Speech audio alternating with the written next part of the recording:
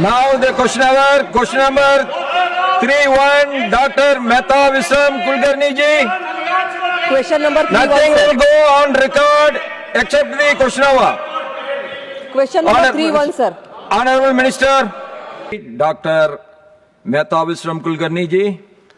माननीय सभापति महोदय, मैं सरकार का अभिनंदन करती हूँ। उत्तर में ये साफ दिखाई दे रहा है कि यूपीआई भारत के बाहर भी 8 देशों में उपयोग में आ रहा है और आज दुनिया में सबसे अच्छी डिजिटल पेमेंट टेक्नोलॉजी यूपीआई है।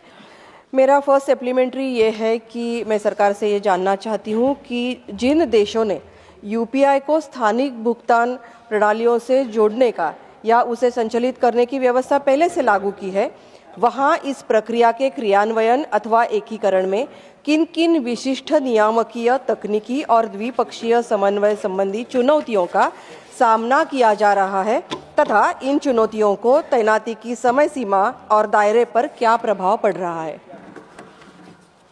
Honorable Minister. सभापति महोदय, मैं आपके माध्यम से माननीय सदस्य को अवगत कराना चाहता हूं कि एनपीसीआई इंटरनेशनल पेमेंट लिमिटेड जो एनआईपीएल द्वारा भारत के बाहर किसी देश में यूपीआई के संचालन का कार्य किया जाता है। यूपीआई को अन्य देशों में ले जाने के समय अन्य देशों के फास्ट पेमेंट सिस्टम से यूपीआई के इंटरलिंकिंग में टेक्नोलॉजी में अंतर, करेंसी एक्सचेंज रेट, टेक्नोलॉजी में ऑपरेटर और स्कीम की ओनरशिप आदि जैसी चुनौतियां आती हैं। इन सभी चुनौतियों को एनपीआईएल द्वारा सुलझाया जाता है। इसके अलावा अन्य देशों की जो घरेलू प्राथमिकताएं भी देरी का कारण बनती हैं।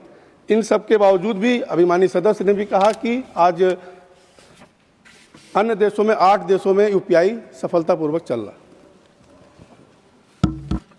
Second supplementary, Dr. Mehta Visram Kulkarni जी। मैं ये सरकार से जानना चाहूँगी कि क्या सरकार ने अंतर्राष्ट्रीय यूपीआई एकीकरण के संदर्भ में होस्ट कंट्रीज़ के नियामकों और वित्तीय संस्थाओं द्वारा उठाई गई प्रमुख चिंताओं जैसा डेटा स्थानीयकरण, cyber security, anti money laundering, terror financing का काउंटर, इसके लिए अनुपालन तथा निपटान जोखिम की पहचान सरकार ने की है? यदि हाँ, तो आरबीआई और एनपीसीआई इंटरनेशनल पेमेंट लिमिटेड के साथ समन्वय में इन प्रत्येक चुनौतियों के समाधान हेतु कौन कौन से कदम उठाए गए हैं? धन्यवाद। Honorable Minister.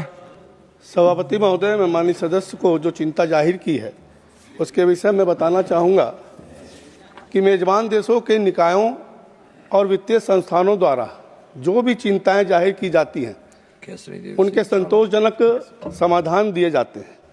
भारतीय नियामक आरबीआई समय समय पर गाइडलाइन जारी करती रहती है कि एनपीसीआई और एनआईपीएल एवं इससे इकोसिस्टम से जुड़े प्रतिभागियों को सभी जोखिमों का सख्ती से मूल्यांकन करना है।